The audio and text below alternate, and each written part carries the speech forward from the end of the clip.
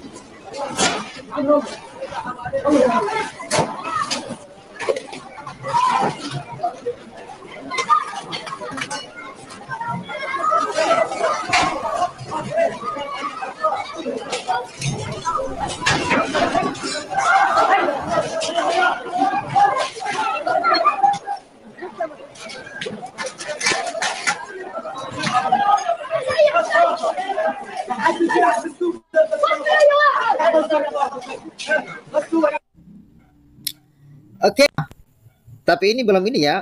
Ini belum ini bukan serangan, bukan invasi ya. Artinya gini, Israel belum melakukan invasi darat ke Rafah. Israel belum sungguh-sungguh menyerang Rafah ya. Ini adalah sebuah serangan kecil yang dilakukan oleh Israel di Rafah ketika Israel membebaskan sekitar 2 sandera Israel, 2 sandera penduduk Israel yang ditahan oleh Hamas, dan puji Tuhan aksi penyelamatan itu berhasil dan 2 sandera tersebut diselamatkan oleh Israel. Dan risiko dari penyelamatan sandera-sandera ini, kawan-kawan, banyak kehancuran ya yang terjadi di Hamas, di Rafah. Sebuah masjid Al-Huda itu jebol ya. Itu sepertinya kubahnya itu ya. Kita lihat ya. Ini ya. Ya, itu semacam kubahnya itu jebol, kawan-kawan.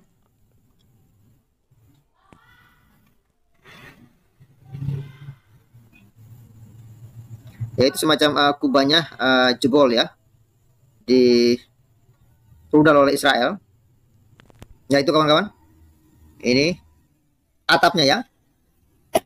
Nah, itu atapnya jebol, di rudal oleh Israel. Dan satu rumah sakit juga ya, rumah sakit juga kayaknya hancur juga. Ya, itu adalah proses di mana Israel menyelamatkan warga sipil Israel yang disandra oleh pasukan Hamas. Dan ya, puji Tuhannya pasukan Israel berhasil ya untuk membebaskan para sandera tersebut. Ya, walaupun resikonya itulah kehancuran terjadi di Rafah. Itu baru serangan kecil. Makanya saya katakan kalau Israel ingin menghancurkan Hamas itu tidak pakai lama ya, kawan-kawan ya. Mungkin 1-2 rudal saja sudah bisa memusnahkan Hamas ya. Cuman kenapa Israel sampai saat ini belum melakukan invasi ke Rafah? Alasan pertama itu, kawan-kawan, karena masih banyak ya penduduk Israel yang disandra oleh Hamas. Yang kedua, Israel masih memikirkan keselamatan masyarakat sipil Gaza, ya. Dan yang berikutnya, ya, Israel masih masih dalam dilematis juga, ya, karena tekanan-tekanan dari dunia, ya, dari negara-negara yang ada, ya, kawan-kawannya, termasuk Amerika, ya. Walaupun Amerika sebenarnya mendukung ya, tapi yang Amerika minta supaya aksi ini mulus dalam artian bahwa masyarakat sipil itu benar-benar sudah terselamatkan dulu, baru mereka boleh melakukan serangan ke Rafah, ya. Nah, sebenarnya informasi tentang masjid yang jebol ini ya sudah dimuat sebenarnya dari bulan dari bulan Februari kemarin, ketika Israel melakukan penyelamatan terhadap sandera-sanderanya, dan saya baru menemukan ya ternyata ada informasi seperti ini. Rumah sakit juga ya di Rafah juga dihancurkan, dan termasuk masjid ya yang atapnya jebol seperti ini. Dan kita lihat ya komentar-komentar di sini ya. Coba bayangkan jika semua rudal yang dikirim Iran ke Israel itu masuk semua, apa nggak habis Israel itu? Tapi giliran Israel kirim satu rudal aja, ya udah ini ya ngeluh kalian ya. Itulah kawan-kawan. Maka saya mengatakan Israel itu kalau mau hancur itu sudah hancur dari dulu. Bayangkan serangan bertubi-tubi, bahkan waktu Hamas kemarin 7 Oktober sekitar 4.000 rudal roket ya dikirim ke Israel. Tapi itulah syukurnya, karena Israel ini ya negara yang tangguh, negara yang kuat, makanya mereka masih bisa selamat ya. Nah, tapi kalau Israel balas satu saja sudah hancur semua. Ya Allah, semoga negara Aceh cepat bertindak. Bantuannya saudaranya banyak. Aduh, emangnya Aceh bisa bikin apa untuk membantu ini ya, membantu Hamas ya? Ya, amin. Israel kirim sebanyak mungkin. Pada komen bilang ini di Iran, padahal udah jelas-jelas cuma dilihat di TikTok. Ayo orang Indo yang kemarin-kemarin mau korban, ya sukarela silakan. Anda pergi ke sana. Kami titip doa aja untuk kalian. Ya, semoga negara Aceh ini baik saja. Kok negara Aceh sih? Ya, itu baru satu biji. Bayangkan berapa banyak rudal yang dikirim Hamas, Iran, Hizbullah, Libanon, Yaman, dan Suriah ke Israel. Ya, betul ya. Ya, bukan rudal itu, masih petasan yang mereka kirim ke Iran. Ya, itu kawan-kawan, memang kehancurannya memang luar biasa ya, yang dialami oleh Rafah. Itu baru serangan kecil, dan itu belum merupakan serangan invasi ya darat Israel ke Rafah. Itu baru serangan pembebasan sandera, dan itu sudah kehancurannya sudah dahsyat ya. Bahkan katanya ada ratusan orang yang meninggal ya atau tewas dalam serangan Israel ini ya. Nah, itulah ya hebatnya Israel, mereka untuk menyelamatkan dua warga negara Israel, mereka nggak main-main ya. Apalagi ada ratusan sandera yang ditahan oleh Hamas ya, makanya Israel sangat serius ya. Israel tidak pernah bermain-main kawan-kawan ya. Dan ini ya kondisi mungkin kubahnya ini yang jebol langsung ya. Oke. Oke, saya tidak mau sendiri kumur-kumur. Ada Bung Wani Piro dan Bung Piong 77. Salam Bung Wani Piro, open your mic brother. Oke, salam. Salam waras. Salam. Ya, selamat malam. Salam waras, salam Pancasila, dan semoga sehat selalu. Merdeka, amin. Merdeka. kayak di channelnya siapa gitu. Iya. Buat teman-teman yang di live chat, kalau dengar salam kayak begitu pasti tahulah itu dari channelnya siapa yang suka kayak begitu. Enggak, ding. Cuma bercanda aja, Bro Pavel. Oke, Bro Piong, Bro Pavel. Sehat semuanya ya, teman-teman yang di live chat juga, sambil menunggu teman yang lain. Ini saya dapat kesempatan pertama atau sekedar nyapa dulu Bro Pavel, kalau misalkan mau nyapa Bro Piong dulu juga. Langsung komentar silakan. Oke, ya sedapat mungkin saya akan coba berkomentar tentang aksi Israel atau IDF yang sudah bulat tekadnya untuk menggempur Rafah ya. Meskipun Presiden Palestina Mahmud Abbas itu meminta dengan sangat pada Amerika Serikat untuk segera membujuk Israel supaya tidak melakukan aksi itu, mengingat masih banyak warga sipil yang berkemah di sana sebagai pengungsi dari Gaza ya, karena Rafah ini kan ya tempat paling aman pada saat itu ya sebenarnya ya, pada saat Israel menggempur Gaza untuk mencari pentolan-pentolan Hamas. Tapi ternyata kan memang Rafah ini sendiri adalah tempat persembunyian terakhir dari pasukan Hamas ketika terowongannya sudah banyak ditemukan sama pasukan IDF dan banyak yang dihancurkan. Nah sekarang ini rupanya Hamas punya semacam ya basis militer terakhir, yaitu di Rafah, sebuah tempat yang tidak jauh dari Mesir sebenarnya, karena hanya terbatas 12 km dari perbatasan Mesir dengan Gaza ya. Dan Amerika sendiri memang tidak menyetujui apa yang dilakukan sama Israel. Memang seperti Bro Pavel tadi bilang bahwa Amerika Serikat menghendaki supaya Israel benar-benar bisa clear dalam memberantas Hamas, tapi tidak menimbulkan efek negatif atau efek yang membahayakan warga sipil yang ada di sana gitu ya. Ya, kemudian persiapan Israel atau IDF dalam menyerang Rafah melalui jalur darat ini memang sudah diawali dengan gempuran-gempuran lewat udara. Analisa dari Bro Raja Uti semalam ternyata benar Bro Pavel bahwa IDF akan menggempur lewat udara untuk mengawali penyerbuan mereka. Jadi ini memang seperti menggiring warga sipil supaya memang menjauh dari sana gitu ya. Menjauh dari sana, ini sebuah strategi memang. Kalaupun itu ada masjid yang hancur ya itu sudah menjadi resiko juga ya. Sudah menjadi resiko karena ini adalah situasi perang. Jadi apapun yang ada di sana, kalau misalkan menjadi terdampak oleh peperangan ini ya, memang itu resikonya gitu ya. Yang kita harapkan memang untuk warga sipil jangan sampai menjadi korban. Tapi gempuran itu justru sudah ini ya, ya mau gimana lagi ya, karena sudah terlanjur terjadi korban lagi ya, sekitar 20-an ya, 20-an orang yang ada di Rafah ini jadi korban dari gempuran Israel melalui pesawat udara gitu ya. Walaupun kita berharap tidak ada korban sipil ya, tapi yang namanya perang ya, mau gimana lagi. Padahal Israel sudah memperingatkan seperti halnya ketika mau menggempur Gaza itu kan juga memberikan plakat atau selebaran untuk warga Gaza segera menyingkir gitu ya. Dan sekarang ya kasihannya begitu bro, kalau warga sipil yang tidak bersalah, ya saya tekankan yang tidak bersalah ya, kecuali yang mereka terlibat dengan Hamas itu lain persoalan. Tapi warga sipil yang benar-benar warga sipil asli murni yang mencari keselamatan diri dan keluarganya itu memang kasihan sekali. Kemarin mereka habis mengungsi dari Gaza, mengungsi ke Rafah untuk mendapatkan perlindungan. Tapi sekarang karena Hamas juga bersembunyi dan larinya ke Rafah, ya mau nggak mau memang IDF harus mencari Hamas ke wilayah Rafah dan harus menggempur ke Rafah. Dan itu pun sudah mengantisipasi dengan mengungsikan atau mengevakuasi warga masyarakat sipil yang ada di sana. Buat yang mau, buat yang masih ngeyel dan ngotot stubborn gitu ya, ya apa boleh buat, karena IDF tujuannya adalah untuk membasmi Hamas sampai setuntas-tuntasnya gitu ya. Kalaupun masih ada banyak warga sipil yang di sana, dan memang Hamas sendiri itu kita banyak yang tahu ya, sudah menjadi rahasia umum bahwa Hamas ini ya bersembunyi di balik warga sipil itu, bersembunyi di balik kampret warga sipil di balik ketiak kan kampret bro. Ketiak bahasa Jawanya kan kampret gitu ya.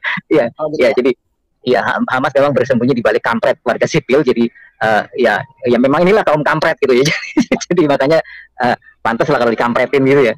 Sukanya ngampret soalnya. Ya kalau Hamas tidak bersembunyi di balik warga sipil tentu saja akan bisa diminimalisir ya korban dari warga sipil. Buktinya kan ketika kemarin banyak yang menyerah dan banyak yang ditangkepin sama IDF itu kan ternyata mereka adalah anggota Hamas juga, walaupun mereka pakaiannya dari segi penampilannya seperti warga sipil, tapi ternyata mereka menyembunyikan senjata. Bahkan ada semacam RPG yang disimpan di balik blanket itu atau selimut gitu ya, untuk mengelabui tentara IDF, dan seolah-olah di situ tidak ada persenjataan. Ternyata di balik rumah warga juga banyak disimpan senjata-senjata untuk melakukan penyerangan terhadap pasukan IDF, dan berhasil ditemukan oleh IDF, disita ada beberapa persenjataan dan macam-macam lah itu, dari senjata berat maupun senjata ringan gitu ya, di rumah sakit, bahkan di sekolah, di tempat-tempat fasilitas umum gitu ya, yang seharusnya tidak ditempati oleh pasukan yang memang sedang berperang. Tapi Hamas memang terkenal dengan kelicikannya, sehingga mereka memanfaatkan fasilitas umum yang seharusnya dilarang dalam dunia internasional untuk dijadikan tempat peperangan gitu ya. Tapi rupanya di bawah rumah sakit pun, bahkan di rumah sakit Indonesia yang katanya ada di sana itu, di bawahnya juga ada terowongan untuk bersembunyi pasukan Hamas ini gitu ya. Dan Letnan Jenderal dari pasukan IDF ini sudah mematangkan persiapannya, yaitu kalau nggak salah namanya Letnan Jenderal Hervi Ahlevi kalau nggak salah itu ya.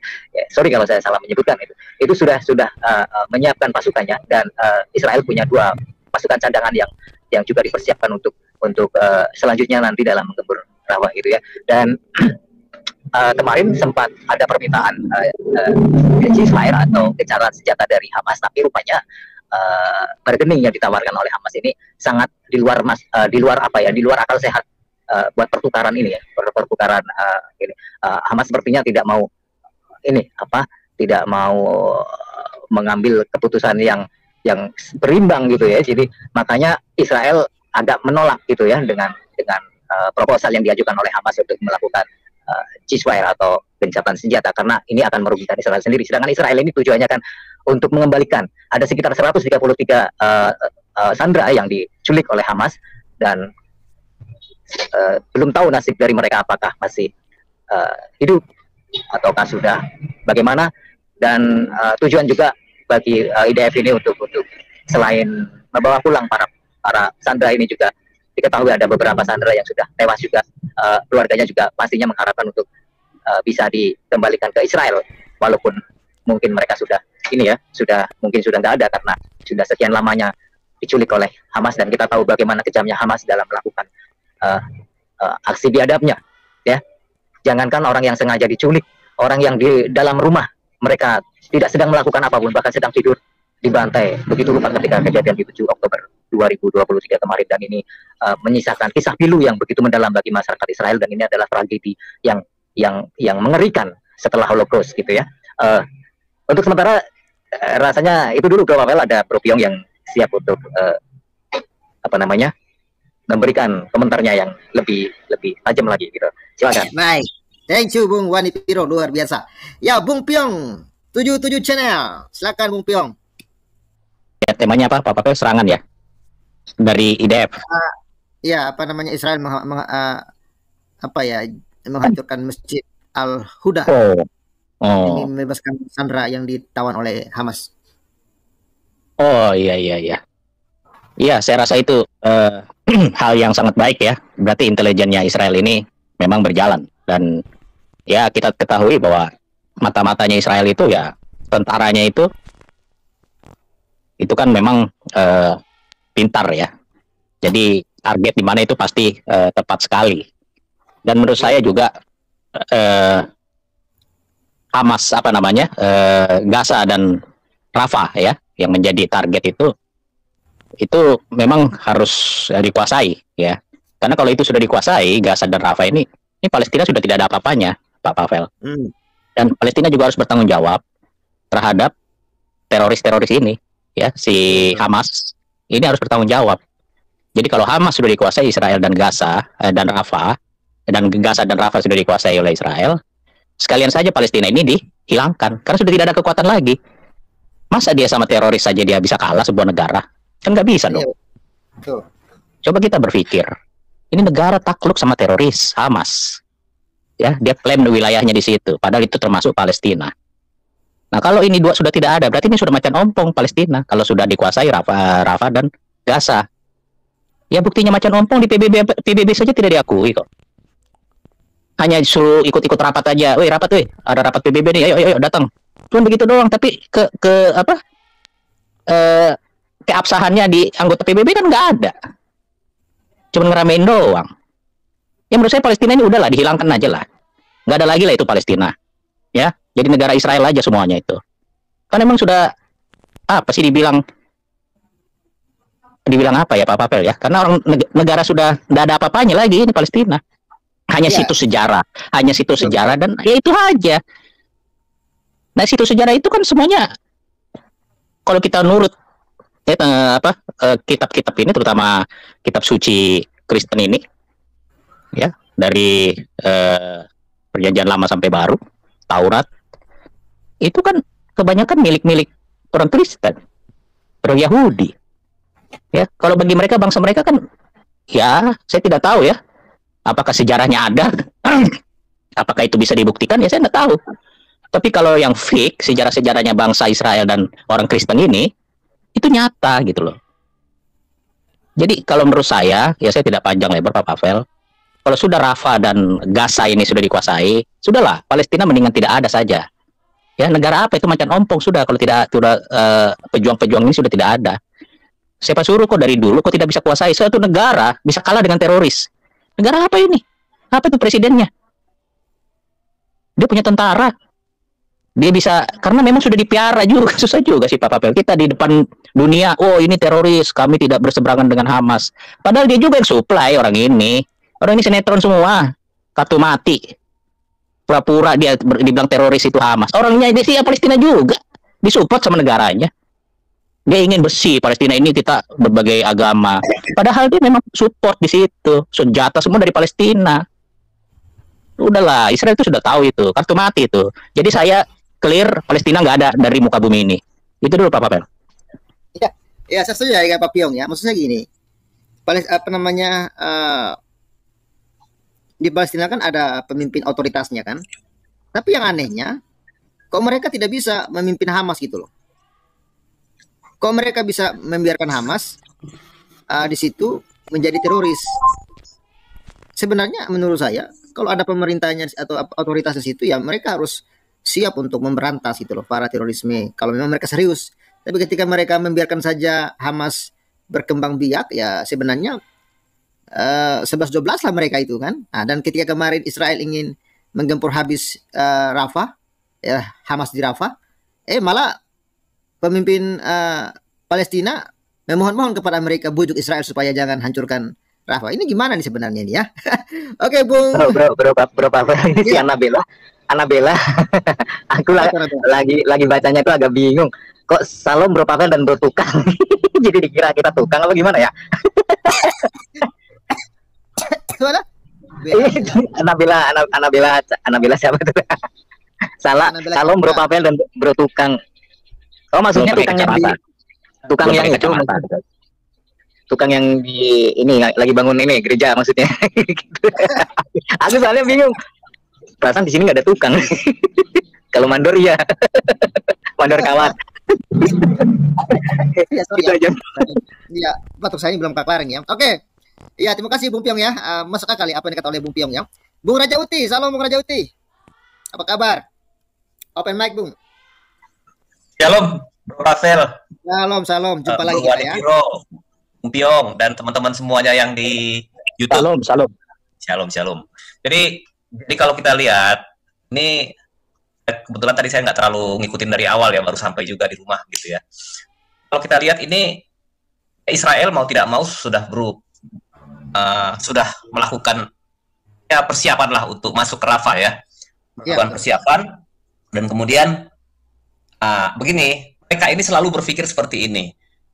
Rumah ibadah, sekolah, rumah sakit itu tidak akan diserang berdasarkan apa? Berdasarkan Konvensi Jenewa.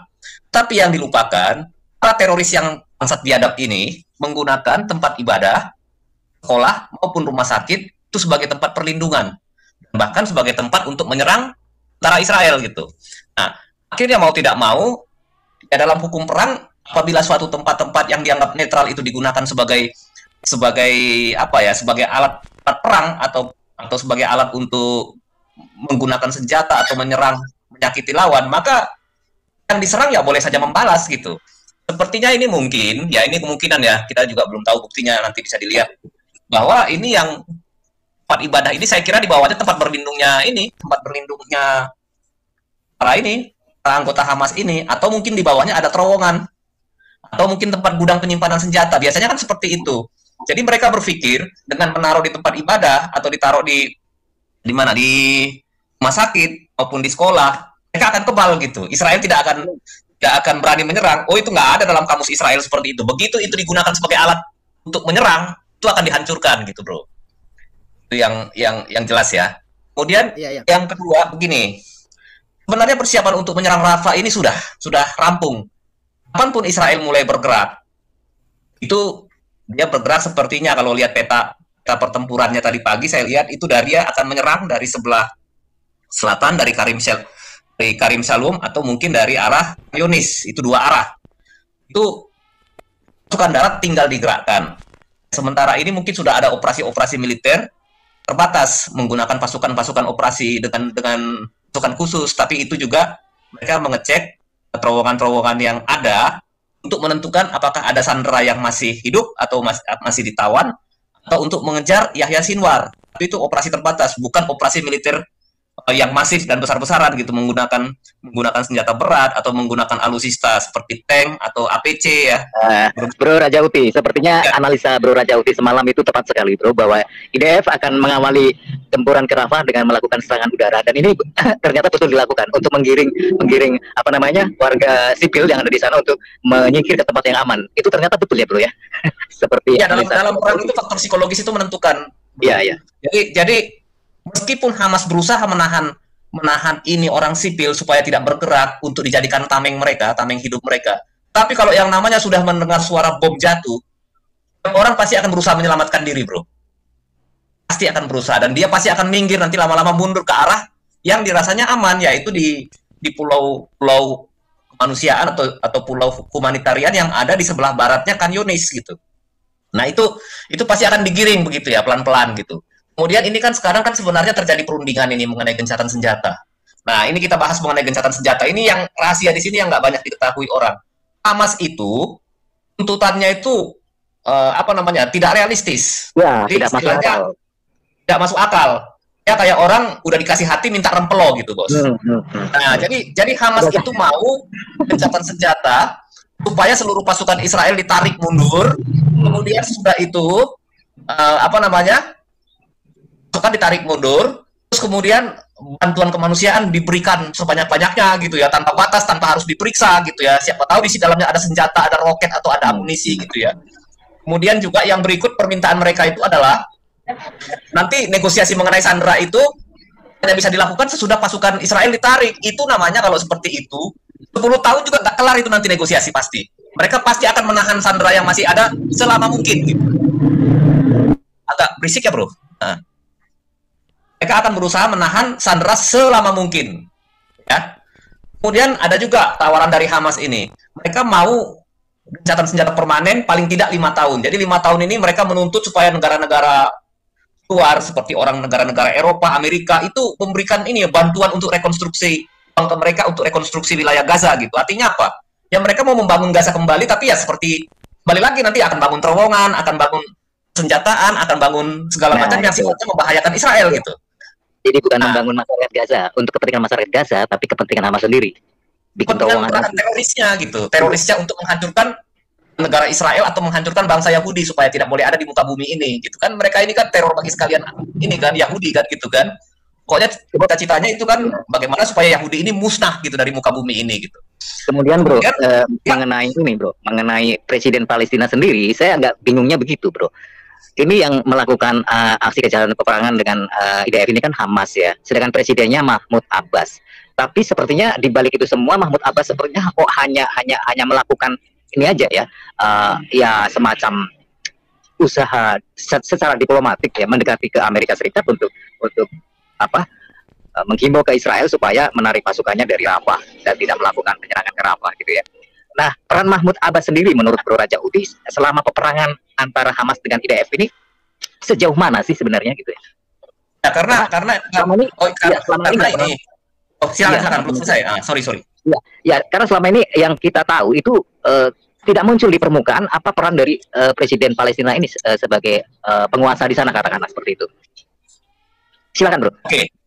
Oke. Jadi mau katanya itu Hamas, mau katanya PLO ataupun misalkan otoritas Palestina, bro sama saja, sama-sama teroris gitu. Jadi cuman begini caranya. Otoritas Palestina ini dibutuhkan untuk menarik simpati dari dunia bahwa mereka itu bersedia menempuh jalan politik, jalan damai, sehingga datanglah bantuan luar negeri, bantuan-bantuan donasi-donasi berupa uang gitu ya. Nah kemudian nanti uang ini ternyata dibayarkan juga untuk Hamas oleh siapa? Oleh Mahmud Abbas. Jadi otoritas Palestina itu membayar gajinya Hamas yang ada di Gaza ini semuanya bro. Nah itu yang jarang dibuka di media-media lokal. Tapi kalau kita lihat di YouTube luar itu kelihatan bro. Jadi sebenarnya ini yang saya bilang strategi wajah dua itu good cop dengan bad cop itu sama gitu. Yang satu berkesan seperti moderat baik, satunya lagi teroris. Tapi sebenarnya tujuannya sama. Sama-sama mau melenyapkan negara Israel. Sama-sama mau menghancurkan bangsa Yahudi. Nah, jadi si otoritas Palestina ini justru membayar Hamas ini. Uang yang dipakai oleh Hamas itu ya berasal dari Mahmud Abbas. Dari pajak orang Palestina yang dipungut oleh Israel diserahkan kepada otoritas Palestina, itulah yang dipakai membayar Hamas ini. Tapi bagi mereka bukan dipakai untuk mensejahterakan rakyat, tetapi untuk bangun terowongan, bikin senjata, membunuhin ini orang-orang Yahudi, ya. Nah itu dia. Nah jadi mereka minta gencatan senjata permanen yang tidak realistis. Sementara Amerika dan negara Barat itu hanya mau gencatan senjata selama 40 hari. Dilihat perkembangannya, negosiasi nanti di sana. 40 hari kalau situasinya kondusif, itu nanti diperpanjang. Permasalahannya begini, Hamas ini nggak bisa dipercaya, teroris kan, namanya juga teroris, itu nggak bisa dipercaya, sedangkan daftar nama-nama dari Sandra yang masih hidup, yang sakit, atau yang bisa dibesuk, itu nggak, sampai sekarang itu nggak pernah ada bro, daftarnya diterima oleh Palang Merah Internasional. Jadi, terlalu sering Hamas ini melanggar perjanjian gencatan senjata. Nah, sebetulnya kan tanggal 7 Oktober itu kan mereka melanggar perjanjian gencatan senjata yang dari 2 tahun yang lalu, pasca operasi Kaslit kalau nggak salah ya, atau operasi Freedom apa gitu ya, saya lupa nama operasinya. Ada 3 operasi militer setiap 2 tahun sekali. Nah itu yang sekarang ini, jadi artinya Hamas ini berusaha untuk meminta sebanyak-banyaknya gitu. Nah sementara Barat dan Israel itu sudah nggak percaya dengan Hamas. Nah ini, nanti pada akhirnya satu sisi Hamas sebetulnya sekarang sudah nggak punya kartu, bro. Kartu dia cuma Sandra yang dia pegang, yang 134 orang, kita nggak tahu apakah masih hidup atau sudah nggak ada gitu ya.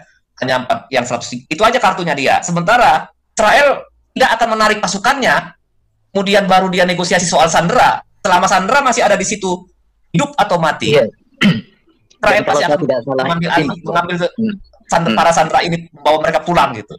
Gimana, bro? Dan kalau saya tidak salah menyimak dengan berita yang saya sempat saksikan tadi, bro, Hamas kalau nggak salah menawarkan hanya sekitar 20-30 sandera saja yang akan mereka rilis gitu ya, dengan tawaran gencatan senjata ini, dan itu sepertinya ditolak sama Israel karena Israel berusaha untuk semua sandera itu dilepaskan oleh Hamas apapun keadaannya gitu kan.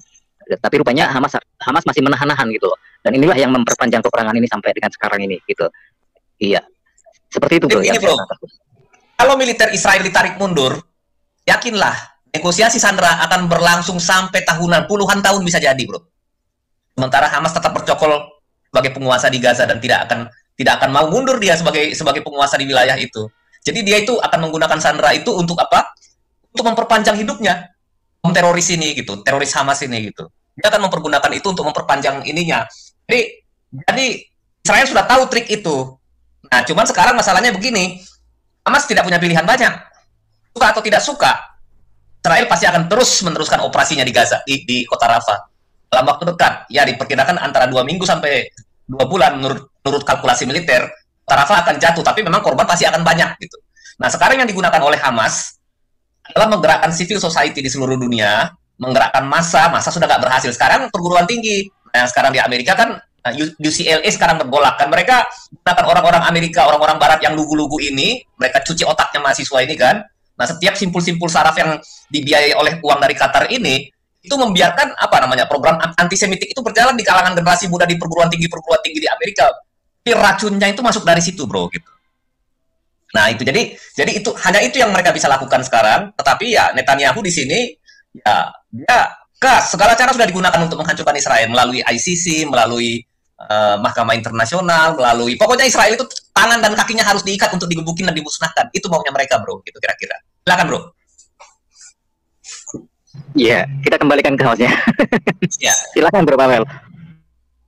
Ya, baik ya. Jadi apa yang dikatakan oleh Bro Piong tadi ya mengenai pemimpin atau PLO itu ya. Jadi sebenarnya ini sandiwara belaka juga ini sebenarnya ya. Jadi di satu sisi mereka kelihatannya tidak cocok atau bermusuhan, atau satu sisi kelihatannya PLO menyalahkan Hamas yang telah menyerang Israel, tapi satu sisi ketika Israel ingin memusnahkan Hamas, ya mereka memohon-mohon supaya Israel jangan memusnahkan Hamas. Makanya ya paling pas apa yang katakan Pak Piong tadi, sekalian aja Palestina dimusnahkan, kelar urusan begitu. Itu gimana Bung Rajawati kalau Palestina sekalian dimusnahkan saja daripada sebenarnya seperti Bung Rajawati mengatakan, mereka ini sebenarnya bermuka dua begitu loh. Kelihatan di luar bertentangan, tapi sebenarnya mereka itu bersatu. Tujuannya sama, ingin memusnahkan Israel begitu. Memang itu tujuannya, bro. Mereka ini sebenarnya bersatu secara ini. Jadi mereka itu menipu dunia dengan cara seolah-olah Hamas, PLO dengan Hamas itu berbeda. Tetapi jangan lupa para polisi yang ada di Gaza, para petugas-petugas yang ada di Gaza maupun kombatan yang ada di Gaza itu menerima gaji loh dari otoritas Palestina. Jangan salah gitu. Artinya apa? Ya mereka ini satu. Kalau kita lihat, Gaza itu wilayah siapa sih sebelum ini? Sebelum perang tahun 1948, wilayah Mesir. Ya kan? Nah, kalau dikatakan bahwa bangsa Palestina mau dimusnahkan, ya sekarang saya malah bertanya, apakah ada bangsa Palestina? Bangsa Palestina nggak ada, yang ada bangsa Arab. Arab Mesir, Arab Yordania, dan beberapa suku-suku seperti mungkin orang Turki, orang Beduin, kemudian juga dari kebanyakan sih sebenarnya itu yang namanya menduduki tanah Kanaan di akhir abad ke-19 di tahun 1800-an itu kebanyakan ya orang Arab. Arab Yordan, Arabnya Mesir, kemudian orang Turki, itu yang paling mayoritas. Jadi kalau ditanya, apakah itu orang Palestina? Nggak ada orang Palestina, bangsa Palestina nggak ada. Oke lah, sekarang ditanya, siapa raja Palestina yang pertama? Siapa yang bisa jawab? Nggak ada yang mampu menjawab. Wilayah mana dari Palestina yang dijajah Israel? Atas wilayahnya di mana gitu, yang diambil oleh Israel? Nggak akan ada yang mampu jawab, bro. Artinya, memang klaim tentang keberadaan negara Palestina dan bangsa Palestina ini adalah alat untuk memusnahkan bangsa Yahudi. Alat untuk menghancurkan negara Israel. Alat untuk meniadakan negara, satu-satunya negara Yahudi yang ada di Timur Tengah. Sementara kita tahu bangsa Yahudi ini adalah lindung bagi peradaban manusia yang bebas. Begitu Israel atau Yahudi hancur, maka seluruh peradaban manusia juga akan musnah gitu. Silakan Bang Piong. Bro, itu orang Palestina itu mereka punya bahasa apa sih? Ada bahasa atau mereka pakai bahasa Arab, Ibrahim? Bahasa Arab, bukan bahasa Yunani ya. Kalau Filistin zaman Daud itu bahasa Yunani. Nah. Jadi mereka sebenarnya tidak punya bahasa ya? Ya punya bahasanya bahasa Arab. Itu. Tidak, maksud saya kan mereka mengaku sebagai sebuah bangsa baru. Ya. Setidaknya kan mereka harus punya identitas gitu loh, bahasa sendiri. Kayak Indonesia kan ada bahasanya. Terus seperti Israel kan ada bahasanya. Jadi kan itu kan clear, memang inilah bangsa gitu loh. Bangsa yang memang mereka tuh punya segala-galanya gitu loh, punya budayanya, punya bahasanya. Tapi kalau Palestina ini mengaku sebagai bangsa dan menganggap Israel sebagai pendatang, ya bahasa mereka bahasa apa gitu loh? Ya, bahasa Arab. Jadi mereka bukan bahasa Palestina atau bahasa Filistin seperti di zaman Raja Daud yang datang dari Pulau Kreta dengan menggunakan bahasa Yunani kuno. Tapi kan bangsa Filistin ini kan sudah musnah ketika pendudukan ini pembuangan ke Babel itu kan dimusnahkan oleh Nebukadnezar kan gitu ya, ketika era pembuangan di Babel. Jadi sebenarnya kenapa tanah Kanaan ini disebut the land of Palestine itu kan sesudah peristiwa pemberontakan Bar Kokhba gitu kan, mana orang-orang Yahudi memberontak terhadap kekaisaran Roma, tetapi dikalahkan oleh Roma.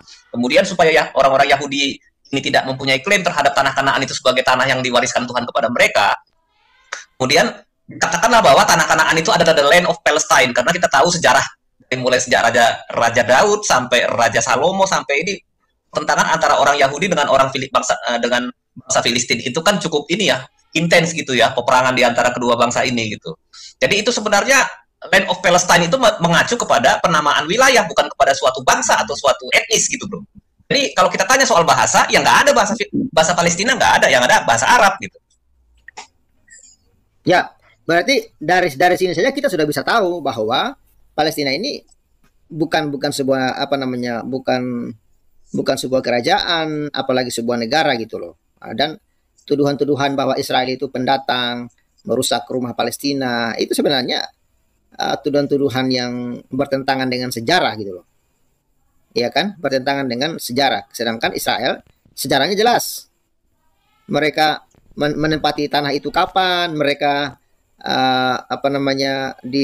jadi budak kapan, lalu mereka kembali lagi kapan, itu semua sejarahnya ada. Ya, sedangkan Palestina ini kapan munculnya, kan baru-baru saja. Itu pun sebenarnya nama sebuah wilayah gitu loh, bukan nama sebuah bangsa. Tapi saat ini kan framing di media kan ya sebuah bangsa kan.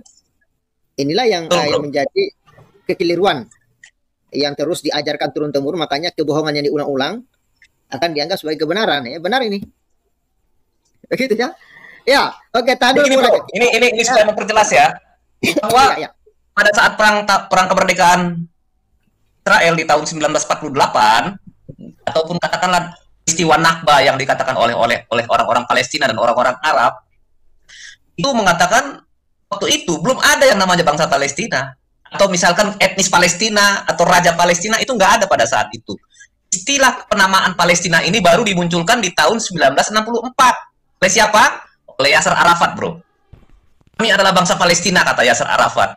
Nah, inilah sekarang tanaman pemahaman palsu inilah yang ditanamkan di seluruh dunia gitu. Sementara pada saat perang kemerdekaan Israel ataupun pada saat Arab Israel tahun 1948, tidak ada yang namanya bangsa Palestina atau negara Palestina ikut berperang di situ. Yang ada adalah Gaza, itu adalah wilayah Mesir. Kemudian tepi barat ataupun yang kita sebut dengan Yudea dan Samaria itu adalah wilayah apa? Wilayah dari Yordania.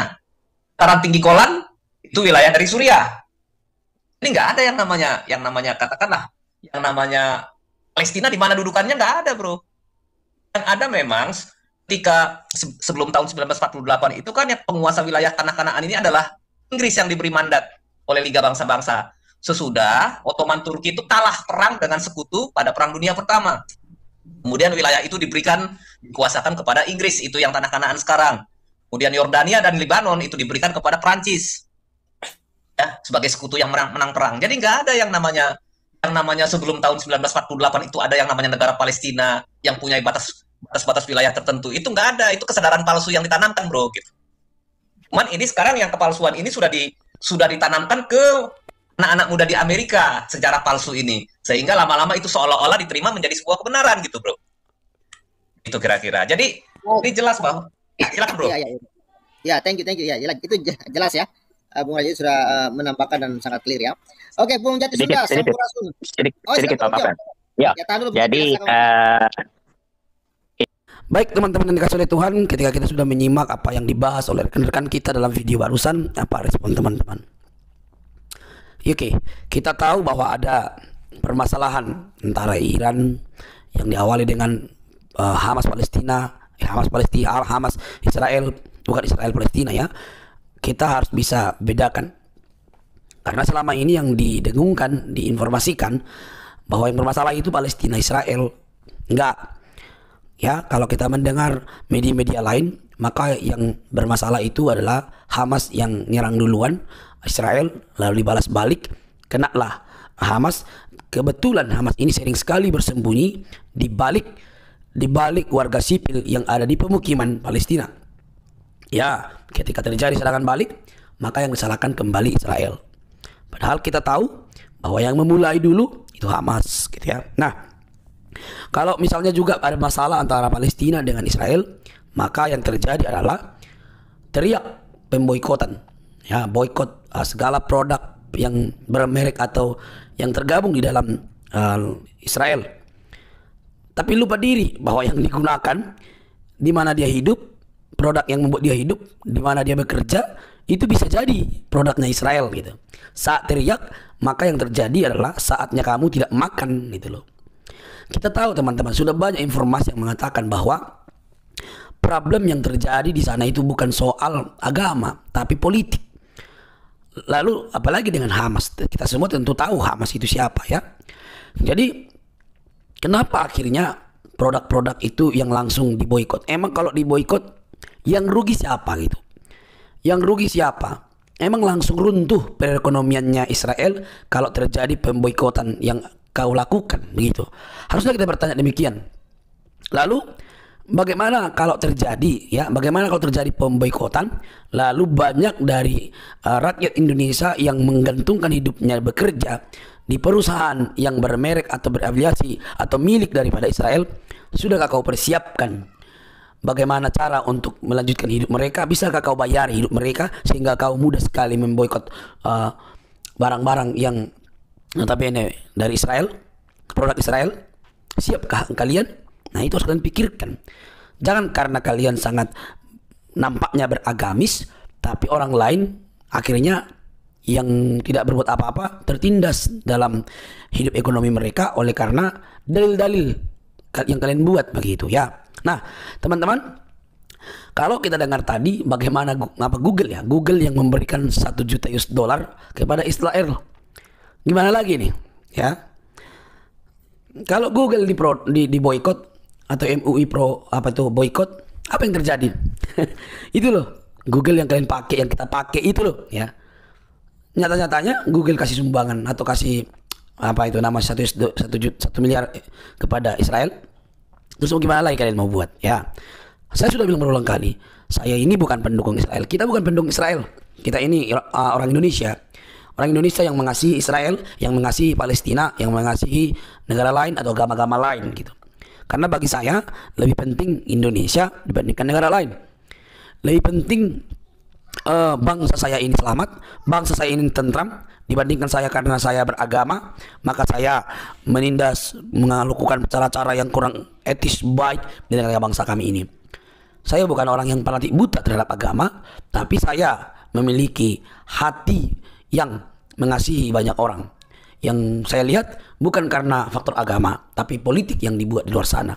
Jadi teman-teman, mari cerdas. Media-media Indonesia, ayolah kalian tuh melek lah. Jangan terlalu membungkus lah dengan judul-judul yang begitu spektakuler, yang sangat mendiskreditkan atau sangat tendensius mendukung yang seagamis gitu ya. Tapi faktanya itu berbeda, terbalik gitu. Janganlah ya. Mari kita memberikan informasi yang sesuai fakta gitu ya. Baik, teman-teman, sampai di sini video saya. Jangan lupa tertawa, jangan lupa bersyukur kalau kita sehat hari ini. Jangan lupa subscribe, like, komen, dan share. Kiranya kasih Kristus yang menyelamatkan umat manusia membuka pintu hatimu untuk percaya kepada Dia. Sampai di sini teman-teman. Bye-bye.